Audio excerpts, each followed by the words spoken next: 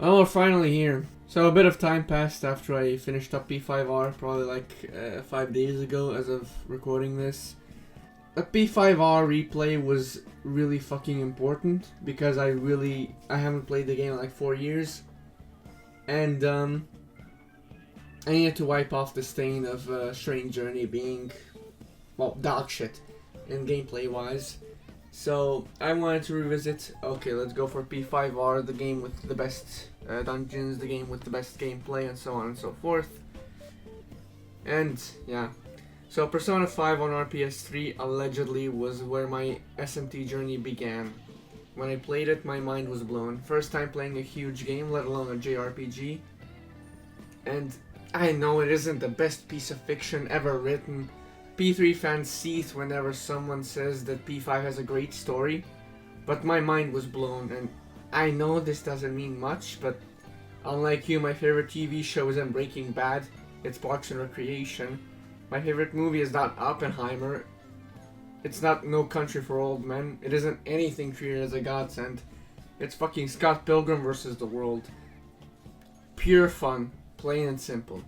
Again, I haven't played the game in 4 years, so let's get into some of the stuff. First things first, P5, the story. I really don't understand how people still hate this story. Like, genuinely.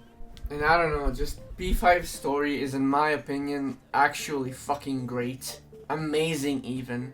The only ways it fumbles in is, I will admit, it does fumble with Yaldabaoth.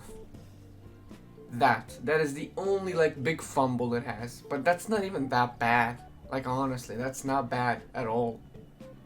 Like, I guess you can argue that some of the villains, no, you can't argue, I do agree that some of the villains, some of the palace rulers, like, okay, well, I might as well get into that right now because it's a part of the story. So Kamoshida, as usual, is probably the best. Well, he might be the best, but I don't think he's my favorite palace ruler villain, basically.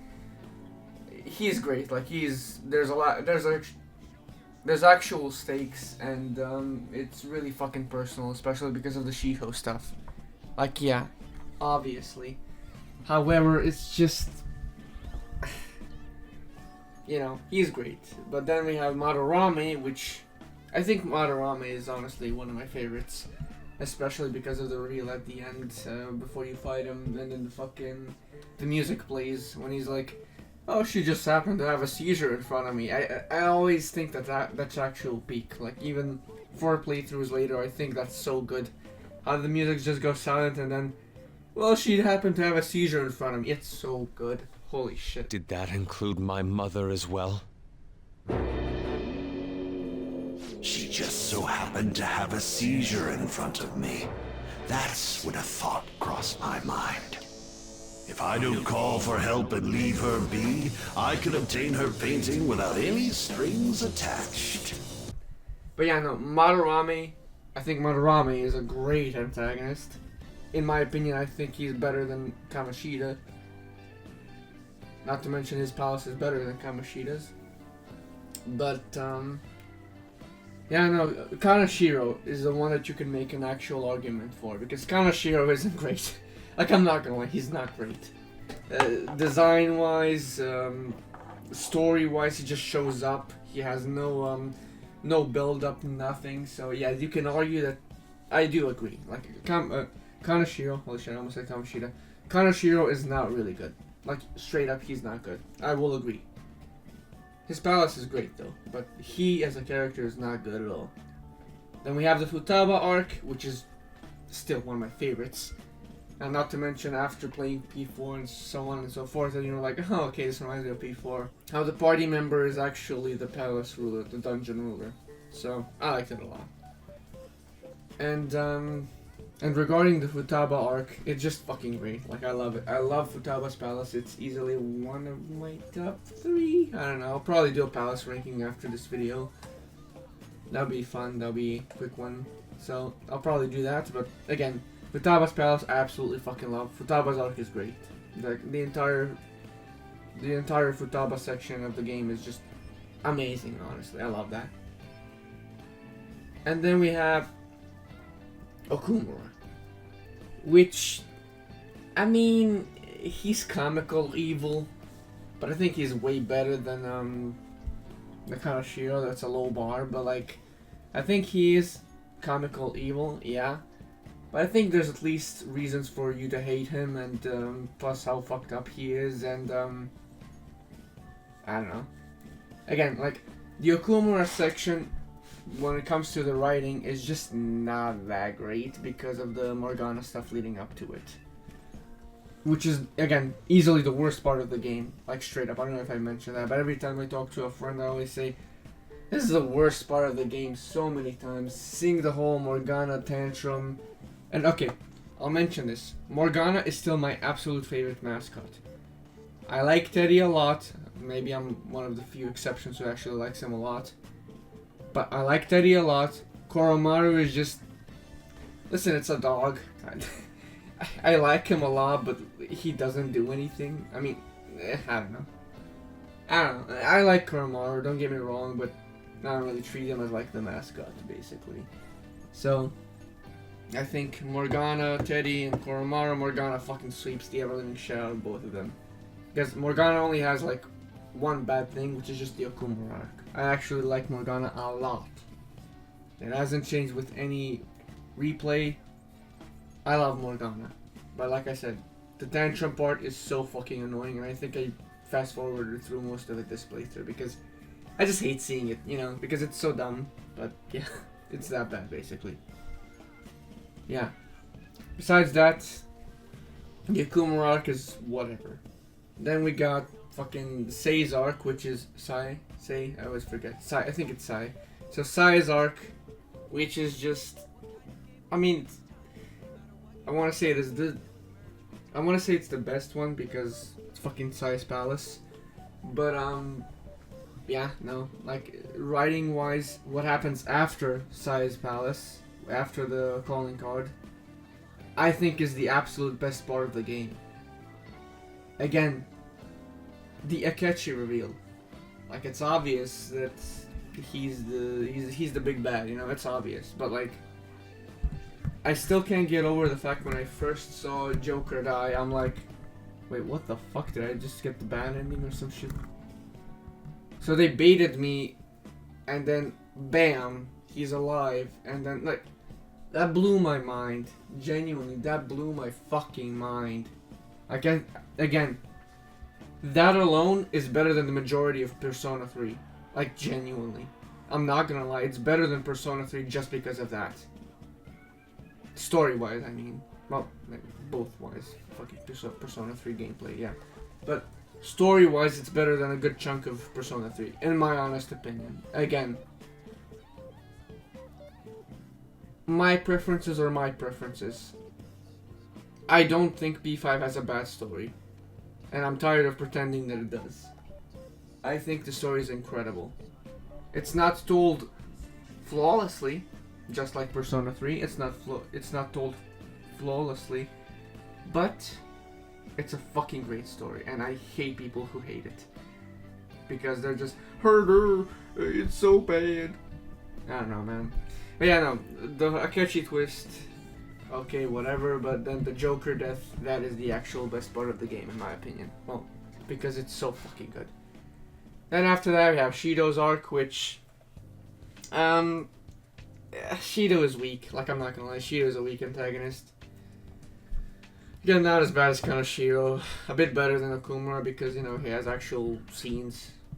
But, I don't know. Point being, Shido's arc, Shido as a character is fine. I think he's good enough. Like, you root to beat the guy, and I think that does a good job. But like, after that, when it comes to the palace, I fucking love the palace. Again, whatever, I'll save that for the palace ranking. But after that, then the worst, well, second worst part of the game, which is the memento stuff and the Yaldabaoth reveal. Which, I mean, JRPGs, you have to fight a gun, yada yada yada, all that bullshit.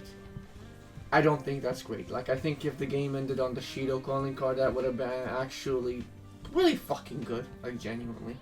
Because the Shido fight is also really good. and again the calling card, all that stuff. I think if the game actually ended there, it would have been pristine. But yeah, no, that's the gist of that. Like I said, the Yaldabaoth twist, I really don't care much about, and yeah, I just don't like the Yaldabaoth twist. Then we have the third semester, which, I mean, the best part of the game. Like, honestly, the best part of the game. Easily the best part of the game. So, Maruki, I want to dedicate a video to him so bad eventually, but I almost fucking cried this time because, not because he died and I fucking cosplayed him, but, and I don't know, I think he's my, well, either him or Jin Kawana are my absolute favorite antagonists, and you can see a connection. Antagonists that aren't too bad, that aren't like actually bad. But yeah, no, I don't know. Maruki is just,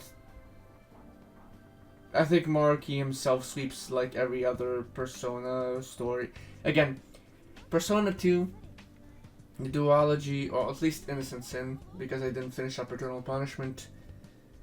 I think Persona 2 probably has the most interesting story, but my favorite story is P4 because murder mystery and all that shit. But like, point being, I think objectively Persona 2 has the absolute best story. That's why I hate the people who say, oh, but my Persona 3 has the best story. Harder Death, it's so dark. Oh my god, it's so dark. But yeah, no. I think Persona 2 has the best story when it comes to that, like. But besides that, I think Maruki in general just peaks even Persona 2. But yeah, I think Maruki is incredible. So, Kasumi, Sumire. Initially, so this is my second playthrough of Royal actually. I played 2 vanilla P5 and I played, the last time I played, well, first time I played Royal was 4 years ago. Which was, well, you know, a while ago. So that's why I even revisited it, plus on the PC port and yada yada yada. Point being, I didn't really like Kasumi that much on my first playthrough. I think that Maruki overshadowed the ever-living shit out of her. And to some extent I also agree this time, but I think she's way better. Also, not to mention it's the first time actually romance I wanted to see. And I like her. I like her as a character. She grew on me. I really like her a lot, but I don't know. I think she's still like quite a bit under Maruki, so yeah. Regardless, I think she was great. Plus the whole reveal and Maruki's actualization, all that stuff, I think is great. So yeah, third semester is the absolute best part of the game, fucking easily. And yeah, no, really, when it comes to story-wise, that's basically the gist of it. Like, I can't believe people actually think this is bad, like genuinely. It has low moments, but I don't think it's bad. I think at worst it's like a C tier. Again, Kanashiro arc, Okumura arc, and the Yaldabaoth arc. Everything else is like easy A tiers, maybe even S tiers, or SS tiers when it comes to fucking Maruki, but yeah, no. That being said, the negatives. So, like I said, I want to get into that. I think the gameplay is still fucking incredibly fun. SMT5E is obviously better because it's SMT5E when it comes to the combat. But it's an absolute blast to play. However, just the difficulty this time around, I don't fucking know, man. It's so easy. So I started off on hard and I was like, okay, you know, this actually is kind of hard. Who would have guessed? That was only during Kamoshida's palace. After Kamoshida's palace, so Marame and onwards, it was such a breeze. There were rare mini-bosses that fucked me over, but not even a single bit of effort was used. Like, I swept through everyone. It was wild. I think around the Akuma arc, I installed Persona 5 The Royal Heist, which was an overhaul mod, which supposedly made the game harder, but it really did not feel like it did, honestly. Like, it introduced new skills and so on and so forth. and changed up some weaknesses, but it didn't feel that much harder. And then I think Sizark, I changed it to HP multiplier. I think I doubled the HP. And I guess that worked out for a good chunk because that did make the game harder, but it's not the sense of harder that I wanted. So I actually ended up probably around Shido's arc, if I remember correctly, installing customizable Merciless. And so I swapped to Merciless and fucked around with the values for a bit. It just made it so that I take a lot more damage and lowered the damage that I do a little bit. Because again, in Merciless, weaknesses and technicals do like triple damage, so I was like, I'll leave that on because again it makes me use the weaknesses, but I'll lower the normal like non-weakness attacks by a good chunk, and I think that was the right call. Again, I think that made the game harder, but like I can't believe that I had to try so many different things just to make the game harder. I love the combat, I really did, but holy shit, it's so easy, so, yeah. P5 is without a shadow of a doubt the easiest SMT game, like, P5R, I mean. I think vanilla P5 is much harder than Royal, but good lord, holy shit. Goddamn. Yeah, so, regarding the mods, actually, I used a good fucking chunk of mods, and, a good chunk of mods, a lot of like visual mods like Black Hair Futaba and shit like that. I don't know, I wanted to spice it up a little bit. Then we had the Wonder mod over the protagonist, some gameplay rebalancing, and some quality of life stuff like the Speak Your Mind and colors for the models and so on and so forth. Again, just to make the experience a bit better, and holy shit, it made it like insanely. I don't know, it's really good. The modding is really fucking good. I'm really glad that the modding for P5R was good. So yeah. And like I said, mention the social links, because this was the first time in 4 playthroughs that I actually ended up doing Oya's, Yoshida's, and Chihaya's social links. I've never fucking done them past like the 2nd or 3rd rank because I had other people to do. Oh goddamn, don't take that out of context, but I had other social links to do, so yeah. Point being, we have Oya, which I like her link a lot, but holy shit, it's so bad with the benefits. The security level is such a missed opportunity. It could have been so interesting, but it's so useless. So yeah, I actually liked Oya's link a lot. It was pretty interesting. So she grew on me a bit as a character, but holy shit, the fucking security levels, the perks are just so bad. So, goddamn. Then we got Yoshida. I like him. I don't like politics, so I don't give a shit about that. But I like him as a character. I think he's fine. But the benefits are really fucking good, especially that higher level demon contracting. That was whew, that's an actual banger right there. But then we got Chihaya, which I actually think she was incredible. Her link, I mean. And she grew on me as a character, but holy hell are her benefits so good. Her rewards for the link are so good. Instant fusion alarm, hanging out with bonus points for hanging out with someone. And then you got fucking what is the name of that? The social stats. Oh yeah, I used a social stat tracker mod, and that was nice. But yeah, like so many good fucking things for her, and that surprised me, like genuinely. Just because of the fusion alarm, that's so good. On demand, you can do that, and then put someone in jail or like use the gallows, and boom, you get a free boost. It's nice. I love that a lot. But yeah, no, that's the gist of it. Really, I just yapped for this because I'm not in the mood to make the fucking script for it, and I wanted to go over my thoughts. I think P5R is still like It's gonna be getting so much like hate and all that kind of shit because of people who hate P5 for no fucking reason, just because it's harder, it's new. The story is so bad. It's not bad. The story is fucking incredible. It genuinely is. It has low points like Yaldabaoth and Kanashiro's arc and Akumura's Morgana Tantrum, but like I think the story is incredible. I still fucking love the Saya interrogation every time. Every fucking time she's on the scene in the interrogation room and all that stuff. I still think that's so fucking cool. Because it's such a nice way of telling the story. So, yeah. I don't know, man. I just think that P5R is incredible and I needed this replay. I really did. Rest in peace, Billy Kametz. He voiced the best antagonist in gaming, or one of the best antagonists in gaming, and then he died. So, fuck cancer. Absolutely fucking hate cancer. But yeah, no, I think P5R is still among the greats, and yeah.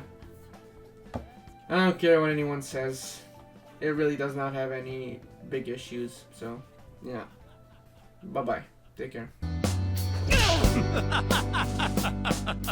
A reality where no one suffers. Now that's comedy. This is